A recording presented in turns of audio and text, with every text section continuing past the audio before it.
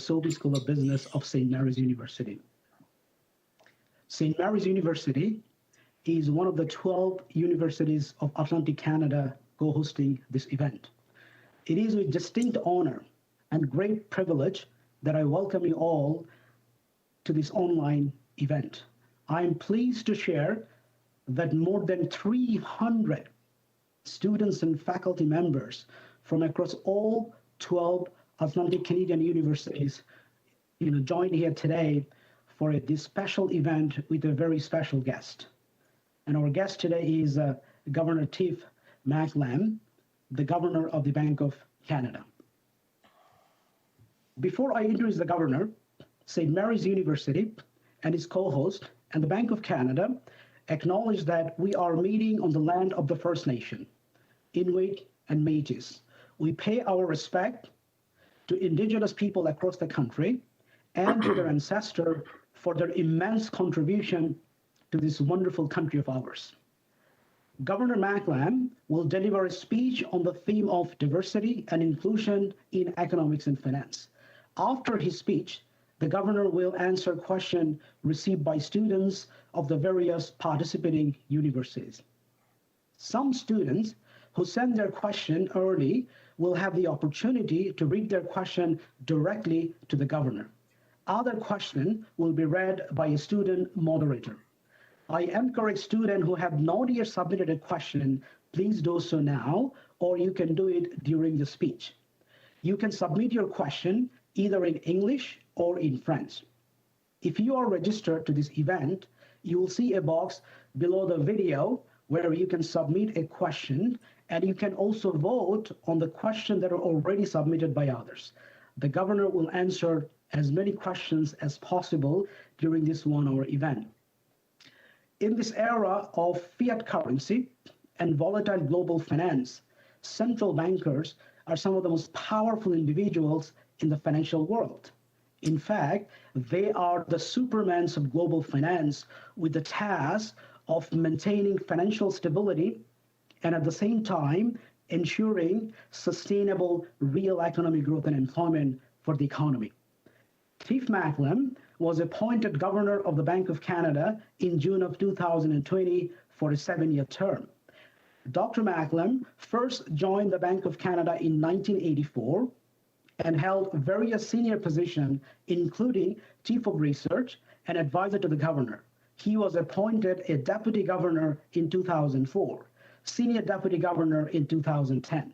During the global financial crisis of 2008 and 2009, Dr. Macklem was Associate Deputy Minister at the Department of Finance and was one of the architects of Canada's response to the global financial crisis. He represented Canada at the G7, G20, and the Financial Stability Board. From 2014 until his appointment as the Governor, Dr. Macklem was the Dean of the Rotman School of Management at the University of Toronto. Governor, thank you so much for joining us today. The floor is yours. Well, thank you, Professor Rahman. I want to thank you for the land acknowledgement, for that very generous introduction, and thank you for the invitation to speak to you today.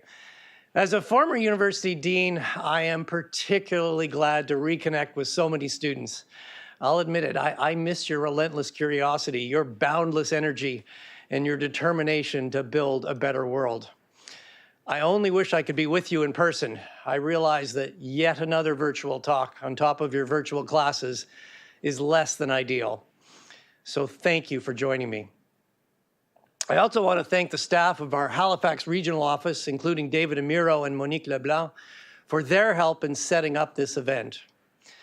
And let me congratulate every one of you for your adaptability, your ingenuity, and your spirit of community through this pandemic. I'm also grateful for the invitation because I want to discuss an important topic with you. The topic is diversity and inclusion at the Bank of Canada, within the economics and finance profession, and in the economy as a whole. Now, at this point, you may be asking yourself, why does a central bank governor want to talk to us about diversity and inclusion? After all, our job is to control inflation and foster a stable and efficient financial system. Well, the answer is really quite simple. Diversity and inclusion are critical to our success as a central bank in the service of Canadians. They are essential for the economic profession to attract the best talent and foster ingenuity and innovation. And they matter for the whole economy.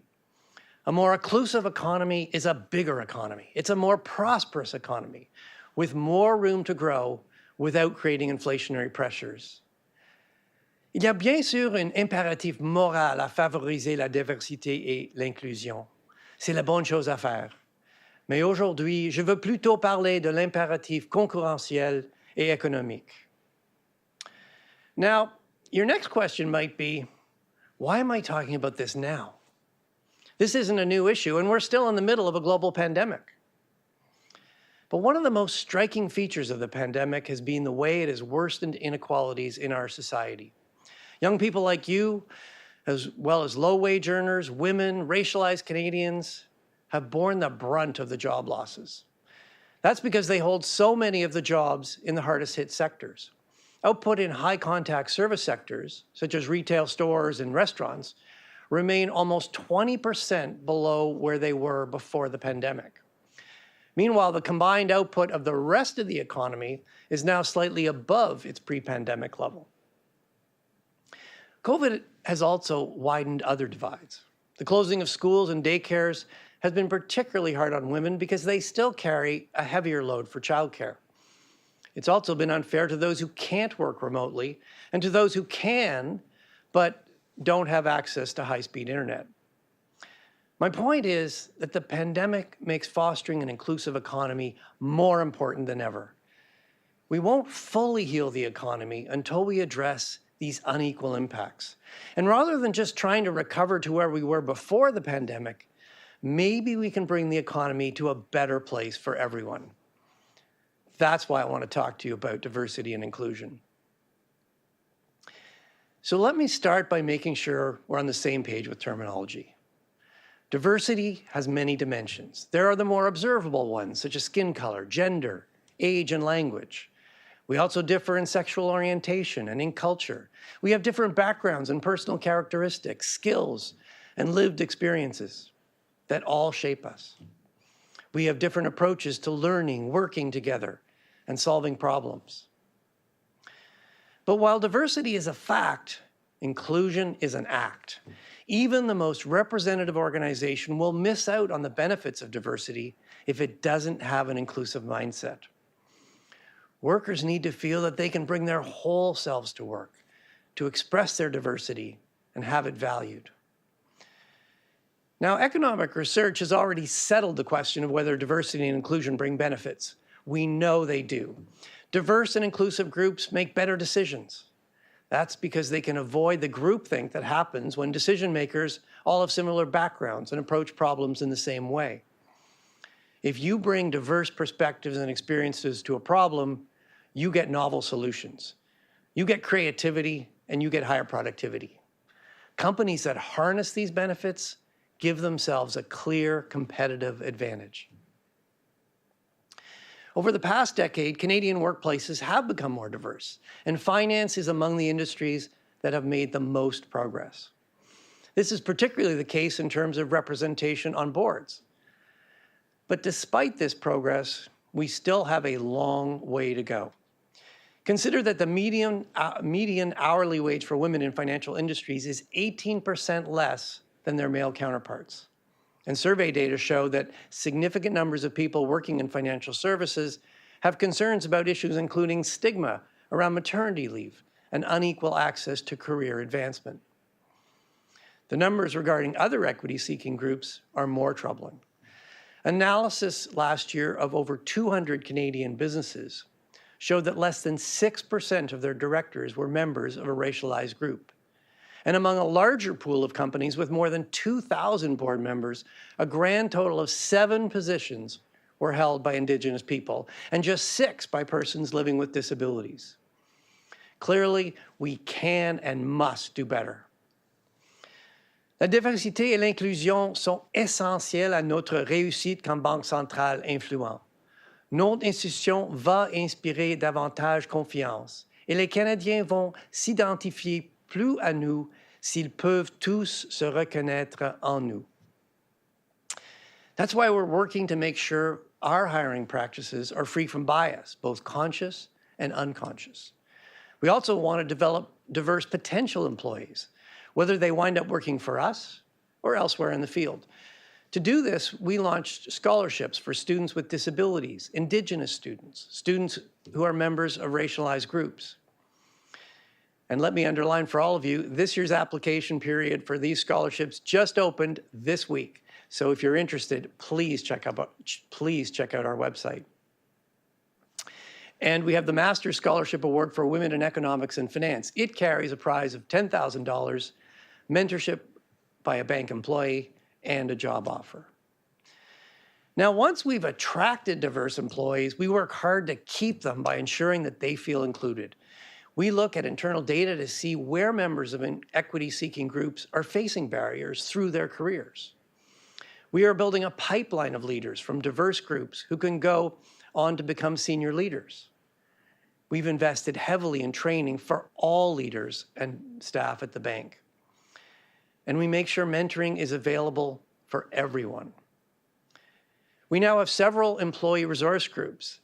They're made up of people from equity-seeking groups and their allies, and they're cutting through obstacles and making important recommendations to help build a more inclusive culture. But I'm not going to pretend that we've done enough. We are still far from representative, particularly at the most senior levels of the bank. And that's why we've developed and made public our diversity and inclusion strategy, which contains specific, measurable goals. We put diversity and inclusion in our strategic plan, and we are allocating resources to make sure we can back up our words with concrete actions. Becoming a more diverse organization helps us be more open to feedback, so we can gain a better understanding of the needs of all Canadians. Let me give you a few examples. It's been a long-standing practice for us to work with the CNIB Foundation and include their feedback in the design of our banknotes.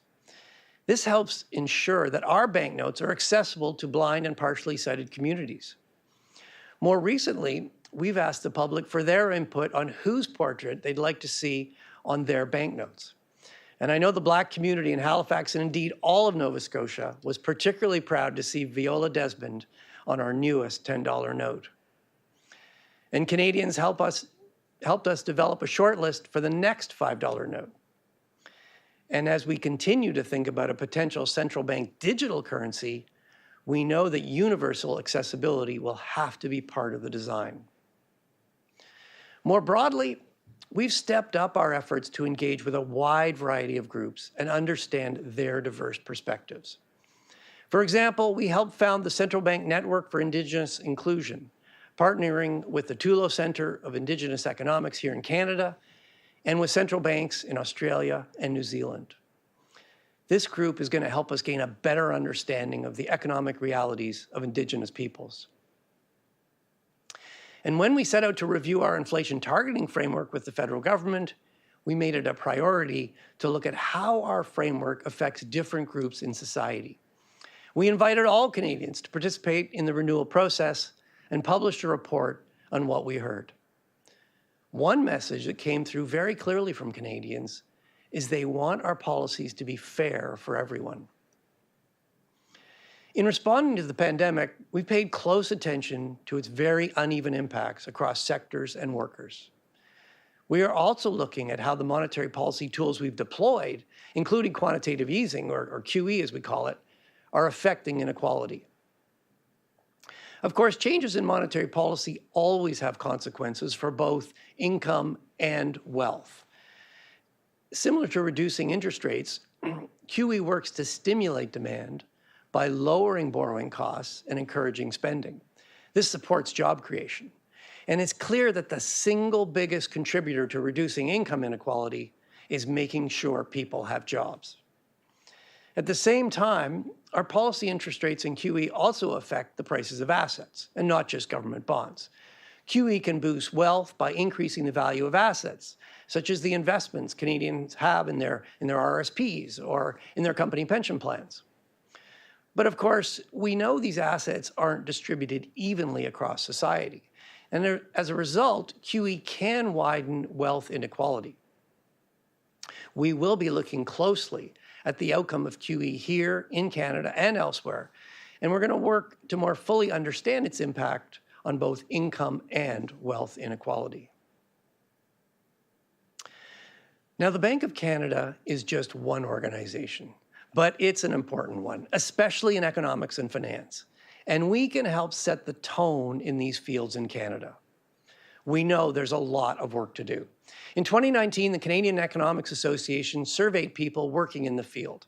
They wanted to get a sense of opinions and attitudes about equity, diversity, and inclusion in Canadian economics. The survey found 40% of female economists with more than 10 years experience said they had been treated unfairly based on their gender.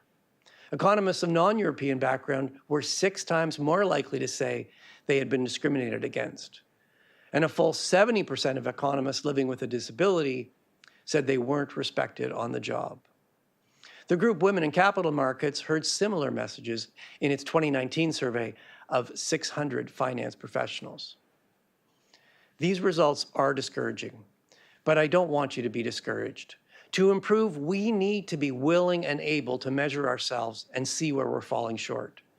Bien des organisations veulent augmenter la diversité et l'inclusion dans la profession. Les jeunes de divers horizons et pleins de talents comme vous doivent pouvoir faire une belle carrière en économie ou en finance. We need all your experience and your perspectives, and all your creativity. We need your help to solve the myriad of challenges that are facing us today and tomorrow. This brings me to the last point I want to make before our discussion. Diversity and inclusion make the entire economy stronger. Here's how it works. Each company can pursue diversity and inclusion in its own workforce to bring in the best talent and create a competitive advantage for itself. That's good for the business.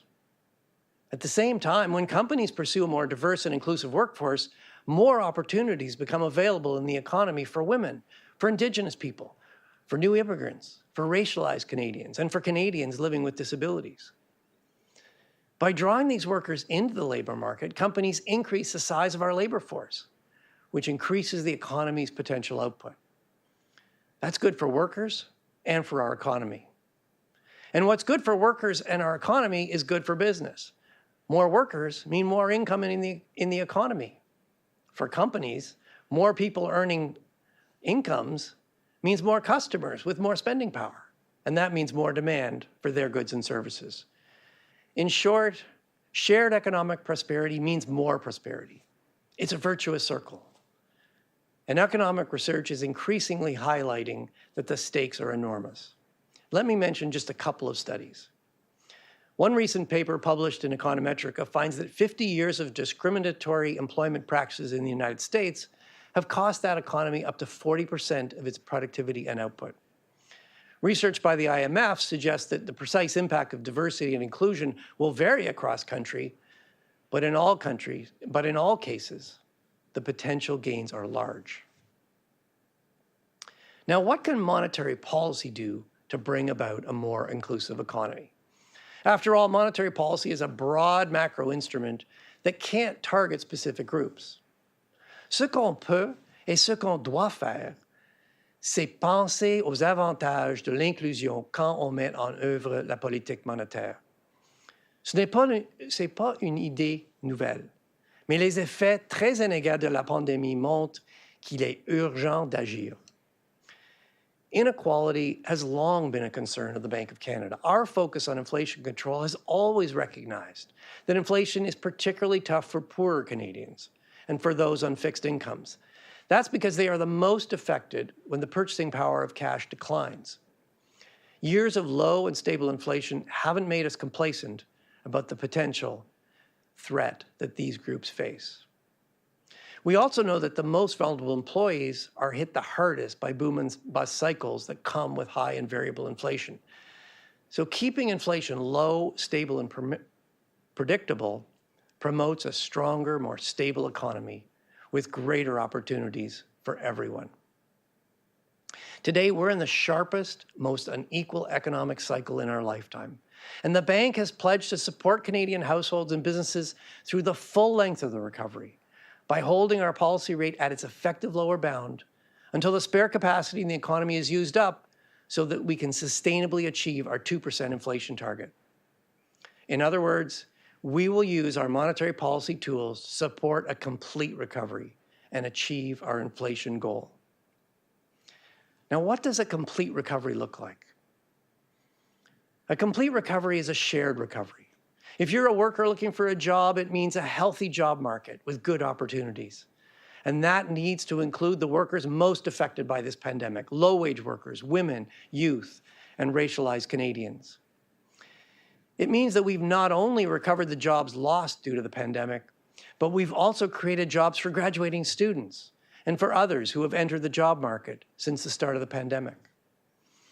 For business, a complete recovery means confidence that the pandemic and its effects are well behind us, and demand for goods and services has come back. It means businesses are looking to add capacity and invest in new opportunities. And for households and businesses, a complete recovery means they can make financial plans knowing they can count on inflation being sustainably at our 2% target. Let me end off where I started. Universities are wonderful places where diverse students receive the education that leads to opportunity and shared prosperity. I'm very pleased to have had the opportunity to speak to so many students, graduates, faculty, staff, and friends of Atlantic Canadian universities. And I want to salute your universities for their long tradition of inclusive access to education. And now I look forward to hearing from you. Let's have a good discussion. Commençons la discussion. J'ai hâte de vous entendre. Merci. Hello, everyone. My name is Nelly Célino-Fouillette, and I am a fourth-year economics and business student at the University of Prince Edward Island. On behalf of the students participating in this event, I want to thank you, Governor, for an enlightening and enjoyable presentation on diversity and inclusion. Your talk is particularly appropriate at this time when we are considering new initiatives for expanding growth in Canada. I like that you highlighted the importance of diversity while mentioning successful inclusive strategies that could be used to promote diversity. Je voudrais exprimer ma gratitude pour l'intérêt que vous avez pour la jeunesse et pour votre encouragement. Merci de nous aider à devenir plus conscients. Thank you. Well, thank you, Nelly. And I'm very pleased a couple of my colleagues are able to join me. And so let me just quickly introduce them. Serman Gourgar is an advisor in our financial markets department. Before that, she was a professor of financial economics at Western University. And Serman helped me a great deal, actually, in preparing my remarks this morning. And the other person joining us is Tamara Gomes. Tamara is also in our financial markets department. She's a director there. She's worked in other departments as well and other public policy institutions and brings a lot of expertise in financial markets. So thank you, Tamara and Serman, for joining us.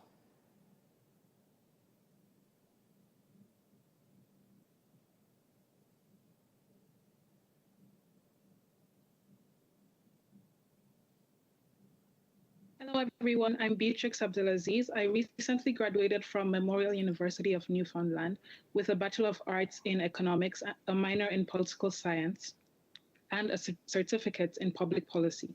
My question for the Governor is as follows. What can Canadian authorities do to open up job opportunities to non-Canadian or non-permanent resident students after graduation? Thank you.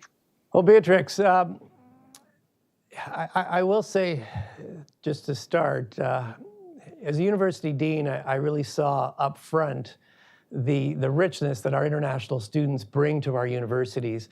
And I also saw so many of those international students stay in Canada and become leaders in business and leaders in society. And there's no question that Canada has benefited tremendously from immigrants, many of them starting as international students, coming to Canada and building this country with us. With respect to your question, Canada is quite attractive for international students, and there's a number of reasons for that. But one reason is that students have the ability to work for up to 3 years post-graduation. So, not only can you get a great education, you can also get really valuable work experience. And what we see is that some of those international students, they'll return home to the country they came from, and that's actually a big benefit to Canada because it builds stronger international ties between our country and other countries. Many of those students what we've seen in the past is many of those students stay in Canada, and they help build this country. And Sermon, I'm wondering if I could turn it to you. I know you came to Canada for a job, and I'm wondering if you have any reflections or advice. Yes, I do actually. Thank you so much, Governor. And Beatrix, thank you so much for that very important question. And as the governor said, I also think that it's important for Canada to retain students after they graduate. Your diverse skills and talent actually help Canada to increase its potential output. But in terms of your question, maybe I can draw some insights from my personal experience and answer your question through my experience. Just many of you, I'm also an immigrant. And when I first came to Canada, I was like most of you. I just finished school, started my job at the bank on a work visa, and I really liked the work environment at the bank. But I can tell from experience that my sense of belonging and my sense of responsibility, both at work and outside work, has been amplified after I became a permanent resident and then a citizen. That's why I personally think that it's good for Canada to offer a clear route to permanent residency and citizenship for those of you who would like to stay in Canada and work here, be a productive member of the society, and live up to your potential. I'll just add, I know this pandemic has been particularly tough on international students. International travel is very difficult. I was pleased to see the Canadian government loosen some of the work permit rules for recent graduates, which hopefully will be helpful. And I must say, I feel for many international students, whether they're trying to get here or they're stuck here. It is a very difficult time.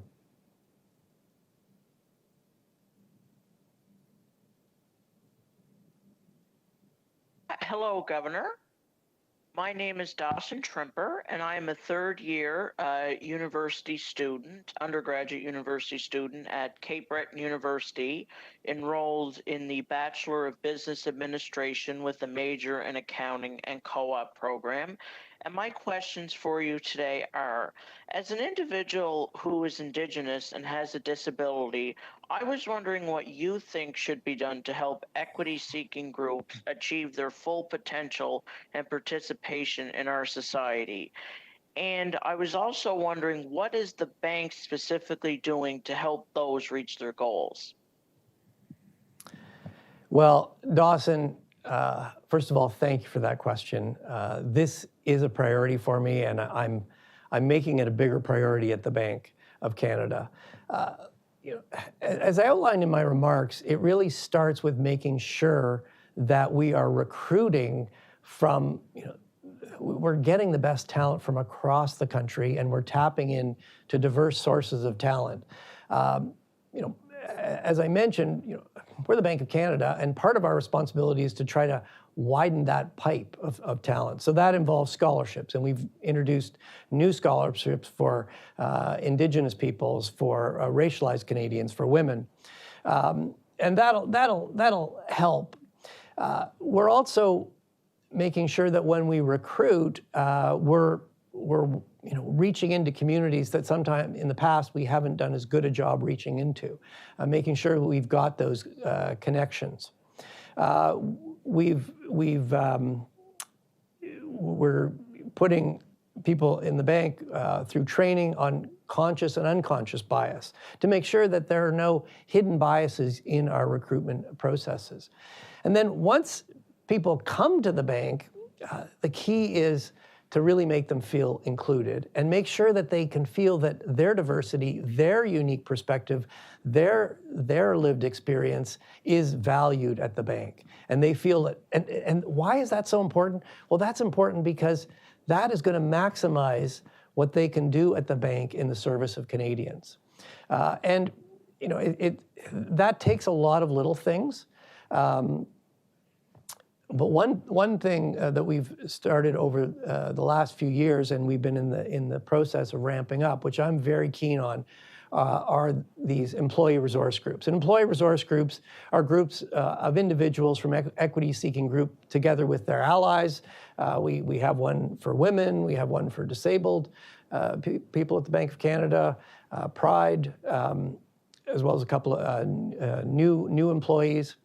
And what I like about these employee resource groups is they're very ground up.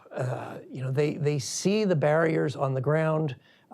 They're helping us all break down those barriers, and they're also making recommendations to us to really make sure we can live that inclusive mindset at the Bank of Canada. And Tamara, I know that you've been deeply involved in one of those. So maybe you could say a few words from your perspective. Sure, thanks. And thanks, Dawson, for the question. I think I'd like to emphasize with these staff-led groups, it is also incumbent on the staff to kind of to be able to have these discussions and to contribute from the bottom up. And so what we've found is that by forming these different groups and working together, we're able to help people in the equity-seeking groups and our allies learn more about our experiences and be able to bring those to the table in our everyday lives at the work, but also in our policy discussions. So I've been very fortunate, as the governor said, to be involved in one of them, which is Potentiel, which supports women's career development at the bank. And we do this by organizing events that inspire staff, hearing from both leaders and our peers. And we found that it's been very successful in facilitating conversations and learnings about the successes and the challenges that women face in the workplace. As the governor mentioned, we've also had a number of other groups form, including those that support staff with disabilities, our colleagues that identify with the LGBTQ2S+ community, Francophones, and members with visible minority groups or racialized employees, as well as all of our allies. And bringing all of those people together, we've really seen and benefited from a cross-fertilization of learnings from the various groups and hearing about their experiences.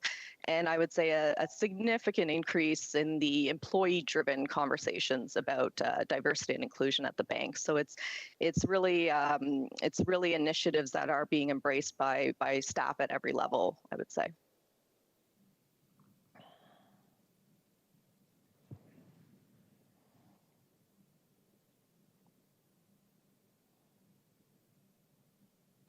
Good afternoon, Honorable Governor, and I am Partho Devnath from Memorial University, and last month I finished my Master's in Economics, and before that I did my Master's in Bank Management from my home country, Bangladesh, and really I feel privileged to get the chance to ask a question directly to you.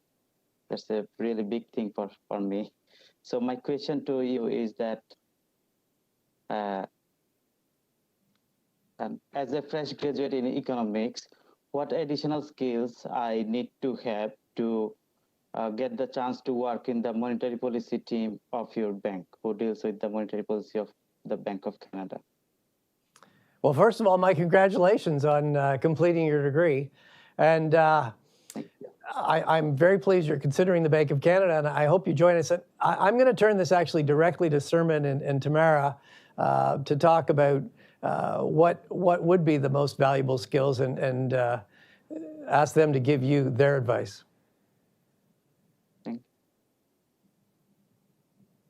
Thank you so much for the question, Partha, and congratulations on graduating from your program. So I would like to give you a very direct answer to your question in terms of what we are looking at the bank from fresh graduates in economics. So the first thing that is important is strong fundamentals. I mean, strong fundamentals are and have always been essential for the Bank of Canada in hiring fresh graduates. But it's also important to adjust to the changing environment, which is evolving towards more computing power, larger data set, more information and analysis. You're young, vibrant people, you know these things better than most of us, that the economy and the field is evolving towards that direction. So strong computational and programming skills are becoming more important every day. So that's one of the things that is changing in the field. When I was a professor at the Western University, I often told my students to learn at least one programming language. So I can actually repeat the same advice to you guys, because this is going forward will be one of the most important skills. Having said that, this doesn't mean that at the bank we expect fresh graduates to come to the bank fully formed and with complete skill set. At the bank, we encourage and support employees to continue to obtain new skills or further develop their existing skills to ensure that we are equipped with the most recent and advanced tools that are available to us. We also have a mentorship program where mentees have one-on-one interactions with a mentor to enhance their individual skills and development.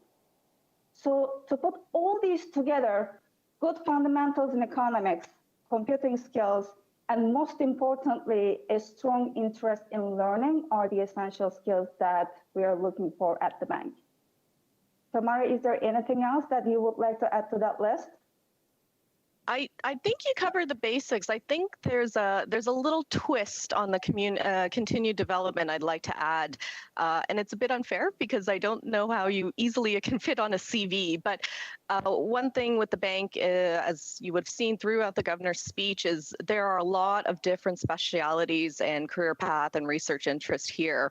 And so while we may have all had similar formal educations, similar to you, our various subject matter expertises, the experience we've had, they all bring different perspectives, even to just monetary policy decisions.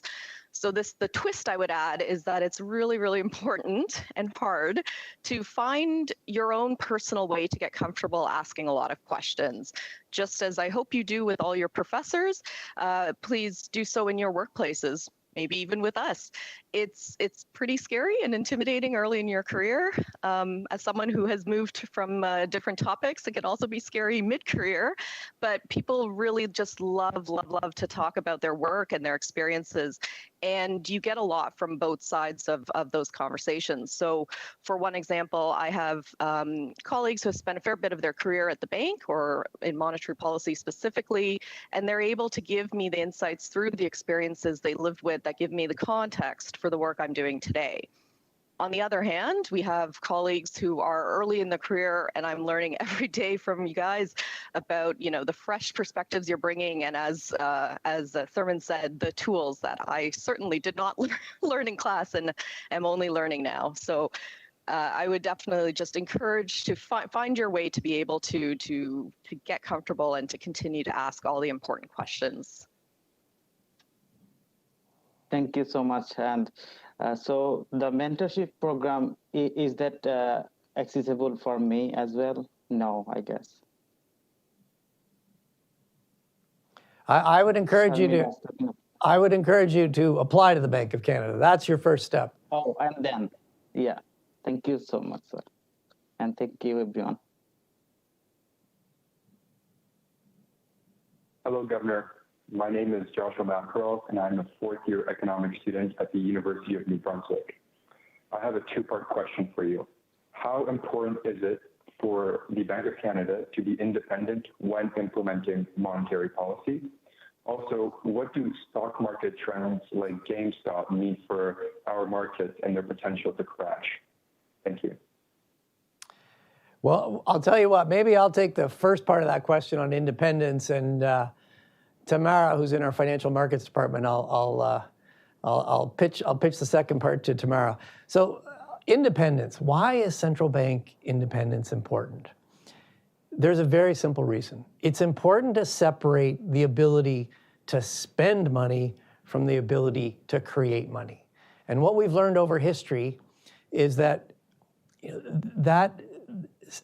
if you don't separate them, it often ends badly. that independence, that operational independence, is part of what gives Canadians confidence that we will achieve our 2% inflation target. And when Canadians have confidence that we'll achieve the target, Canadians understand monetary policy, it works better. The ability of monetary policy to be an effective macro stabilization tool to try to smooth out cycles like it is doing right now, it depends to a large extent on its credibility. And that's why, and central bank independence is a core part of that credibility. So that's why central bank independence is very important. And Tamara, maybe you could say a few words about what we're seeing in retail financial markets. Thanks.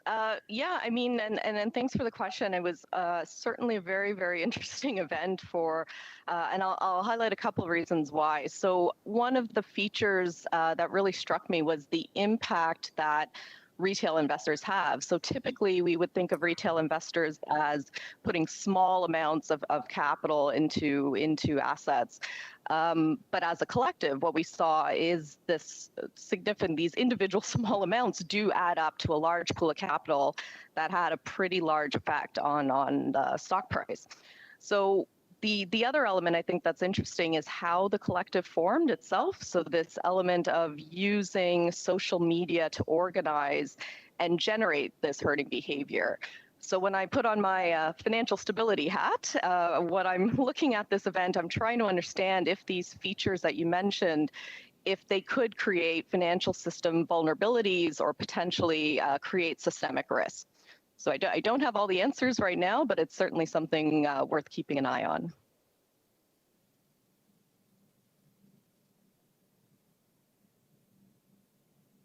Hi, my name's Sarah, and I am a third-year Bachelor of Commerce co-op student at Dalhousie University with the major in finance. And my question for you, Governor, is does the CPI misrepresent the prices of consumer goods available to our Indigenous peoples, many of whom live in remote communities and already pay inflated prices for basic household essentials? Well, thank you for that question. And certainly, understanding inflation and understanding how inflation affects all Canadians is really important to us. But let me begin by clarifying one thing. Inflation is about the rate of change of prices. It's not about the level of prices. And different parts of the country may have different levels of prices due to different cost structures. What would get us concerned, though, is if the rate of change of inflation for different communities across the country, if that was really different and those differences persisted, that would be something that would worry us, because what it would mean is that our 2% inflation target wasn't actually that meaningful for these different Canadians.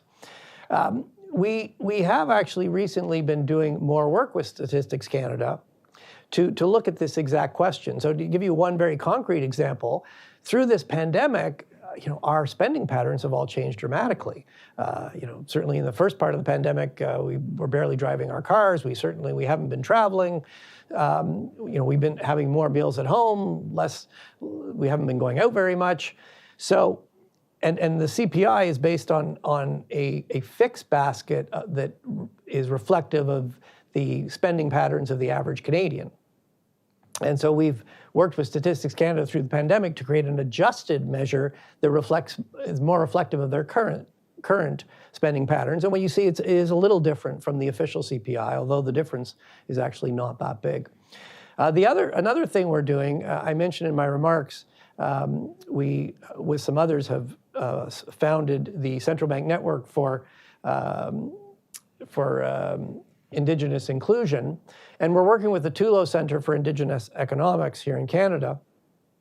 And we want to get at exactly this question. When we look at remote communities, Indigenous communities, what is their inflation experience compared to the overall CPI? And as I said, it probably will vary a little bit, but if on average it's the same, that would certainly be a good thing. And then the last thing I'll say is that we have a quarterly survey where we survey all Canadians, and we get their perceptions of inflation. So we understand how inflation is affecting them, and from that we can also get a sense of whether it's affecting different groups differently. So there's always going to be some differences in how inflation impacts people, but what we want to see is that they're not too persistent and that this our objective is meaningful for all Canadians.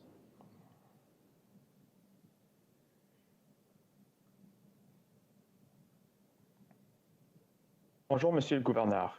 Je m'appelle Alexandre Saint-Onge. J'ai terminé un baccalauréat en économie à l'Université de Moncton cette année et je poursuis mes études l'année prochaine en maîtrise en économie à l'Université McGill.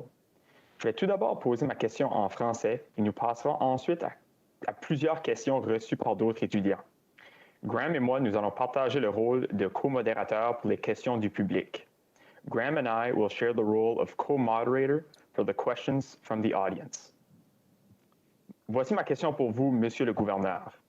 Depuis quelques années, certains pays comme la Chine ont mis en place des tests afin d'adopter une monnaie numérique de banque centrale. Est-ce qu'une transition vers une monnaie numérique de banque centrale aurait un impact sur la politique monétaire actuelle?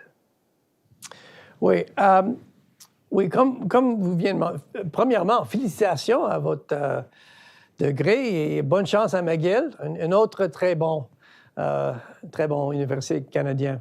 Comme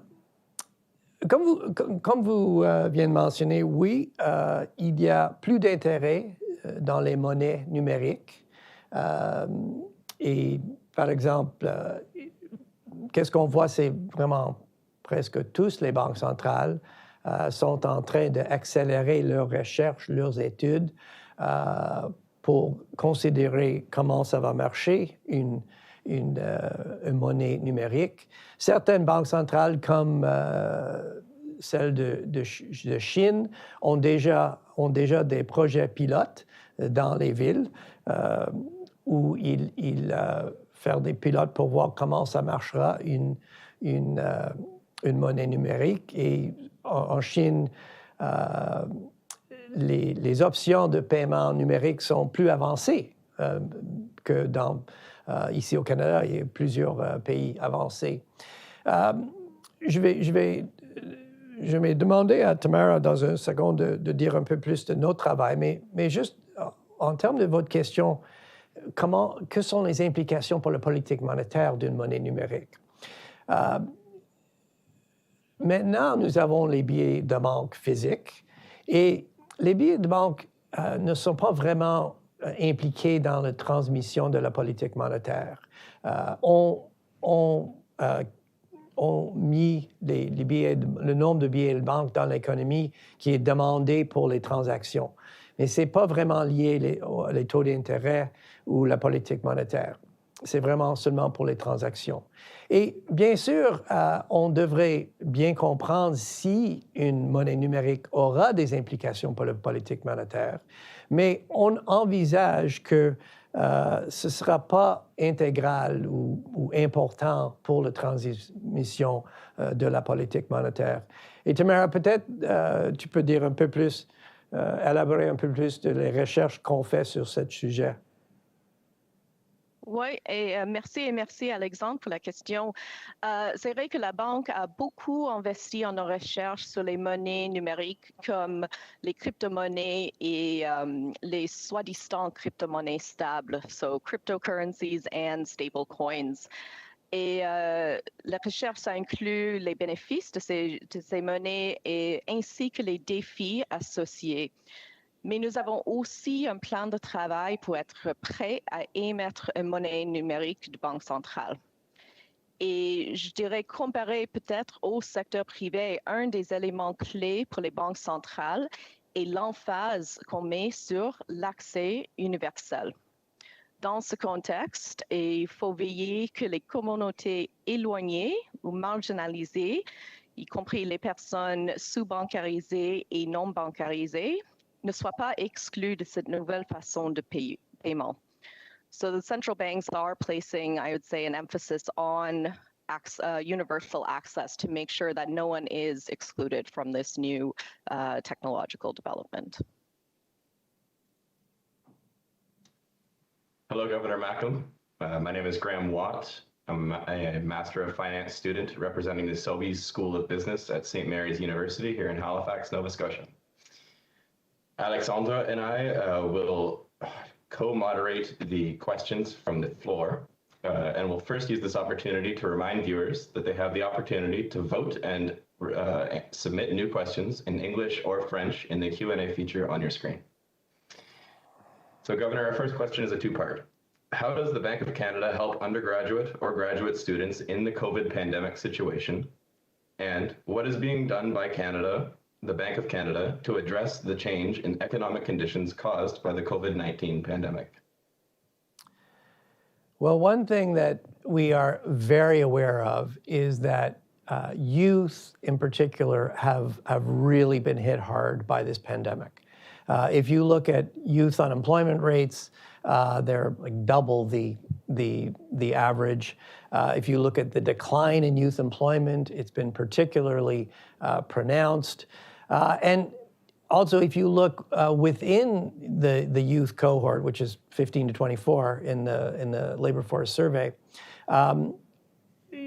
young women have been affected more than young men. And I think that probably has something to do with the fact that the sectors that have been most affected, restaurants, hospitality, tourism, for example, often have more young women working in them.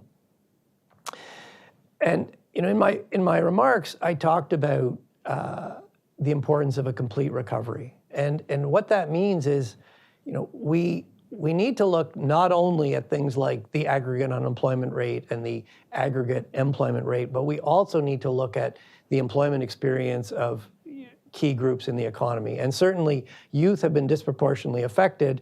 And one of the things we're going to really be looking for through this recovery is that youth employment bounces back. When we look overall in the economy, right now, we're about 500,000 jobs below where we were pre-pandemic. We need to get those 500,000 jobs back, but we also, there's now, we've been in this pandemic for more than a year. There's a whole year of new graduates from university that have entered the labor market. There's mothers that were on maternity leave that have come back to work. There's other people that have come into the labor market. So when you factor in, that's about another 200,000 jobs. So we're about 700,000 jobs below where we really should be. What that means is, and the Bank of Canada's commitment is to support this recovery through the full length of the recovery. So we get that complete recovery, because that is key to achieving our inflation, sustainably achieving our inflation target.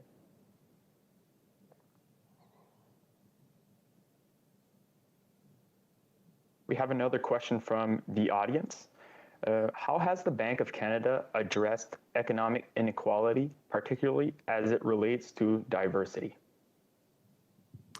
Well, I'm gonna in a second ask Sermon and Tamara just to say a few words about some of the things we're doing internally, but let me come back to from a policy perspective, and it relates a bit to the previous question.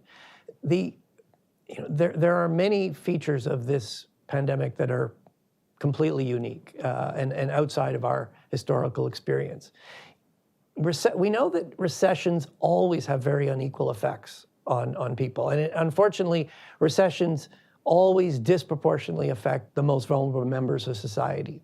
And that's one reason why an inflation targeting regime that stabilizes output is actually reduces inequality. In this recession, it has been incredibly exaggerated because large parts of the economy have been virtually shut down, and those parts of the economy are where many low-wage workers, women, racialized Canadians, new immigrants, youth work.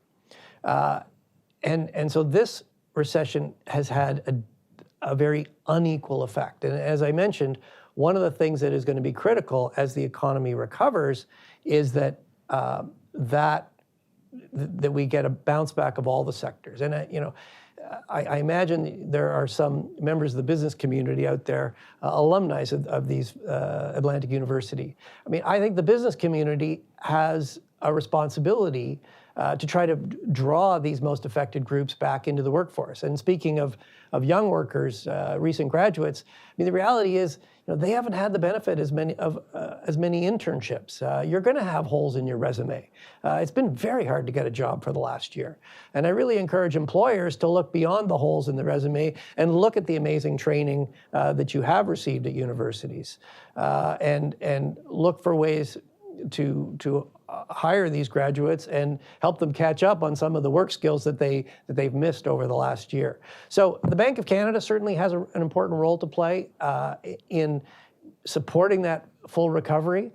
Government support programs have played a very important role, and businesses have a responsibility too. And Tamara Sermon, maybe you could say a few words about some of the things we're doing internally to make sure that we're addressing issues of racism and we are creating a truly inclusive environment. So maybe I can start with what we're doing internally in order to make sure that all the employees, we are addressing diversity and also make sure that the employees are feeling in an inclusive environment. As Tamara mentioned before, we have many employee resource groups that are actually targeted towards specific groups to make sure that they can actually, they would be heard and they can actually come to these resource groups and raise the issues that they are facing, their concerns, both in terms of the work environment or in terms of specifics of what they are experiencing.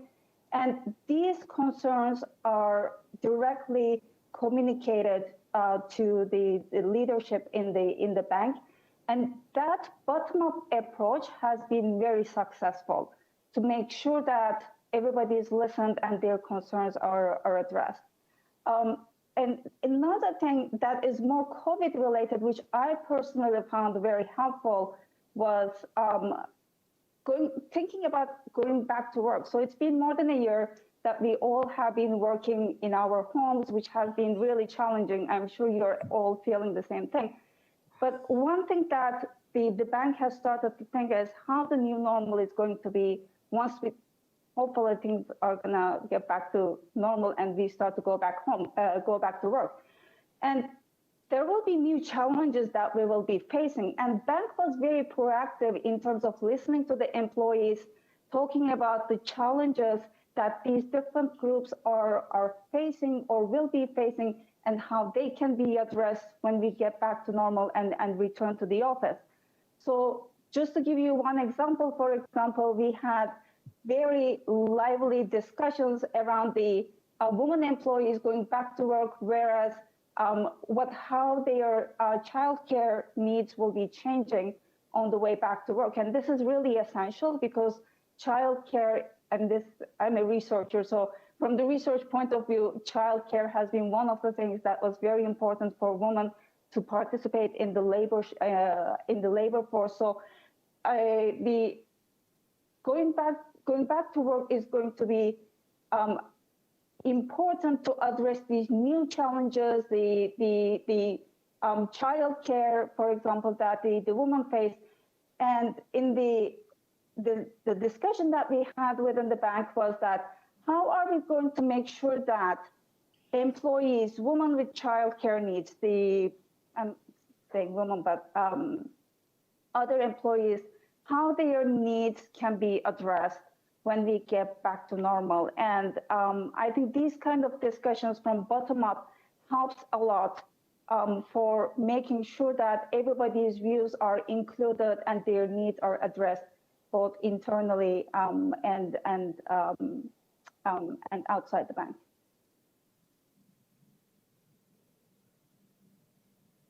Thank you. This question from the audience. Are you worried about the current debt levels in Canada, given the current GDP to debt ratio?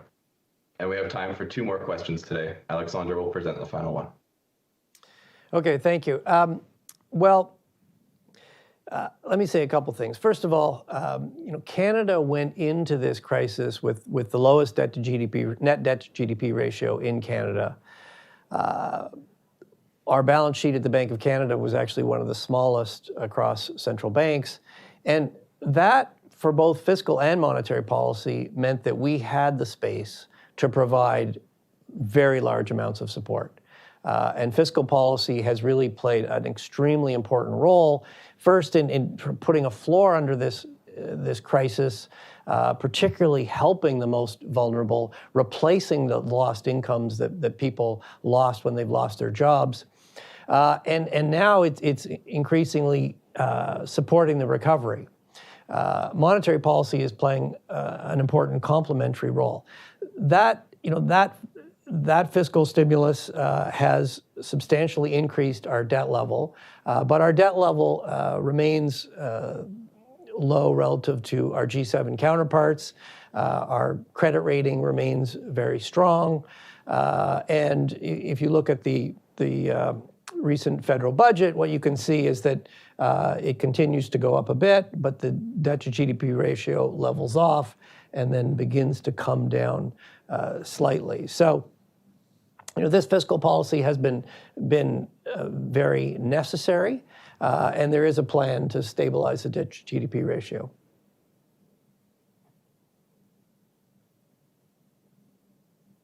This will be the last question from the audience.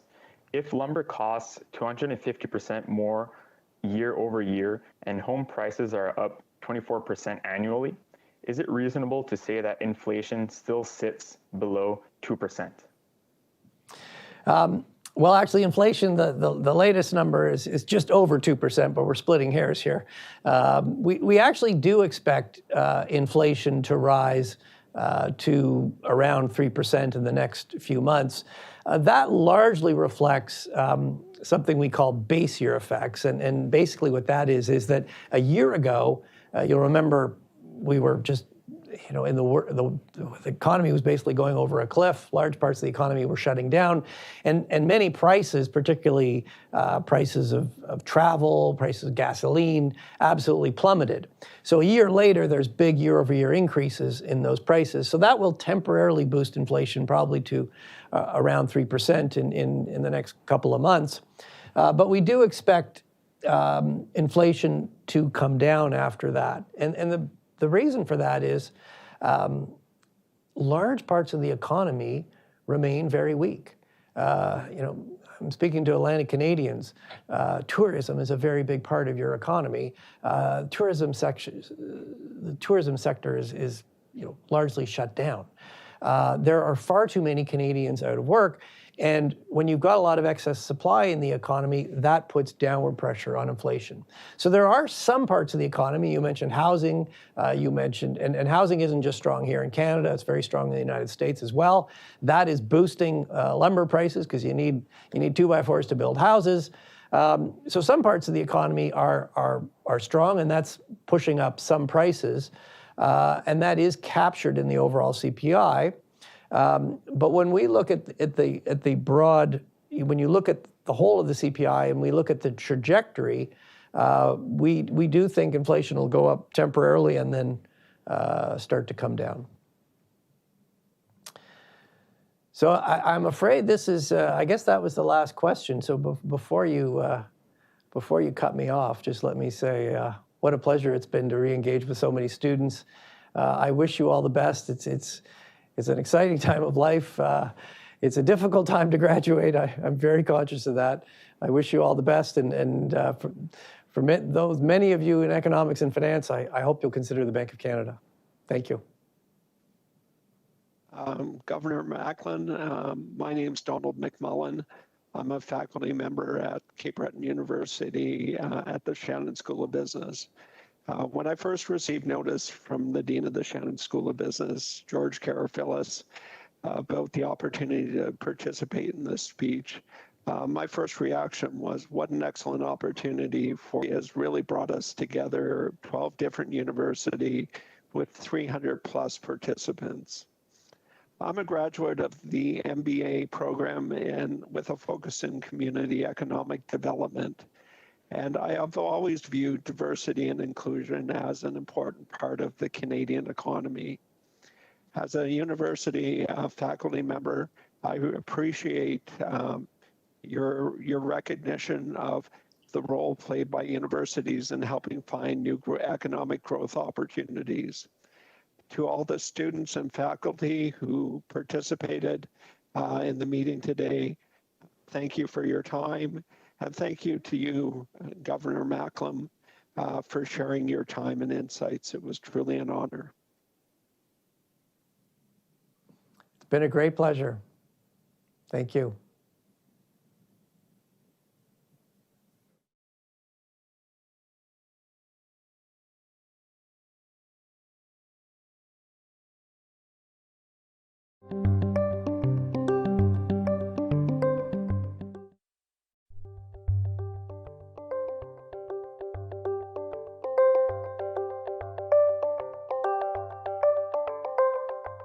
you.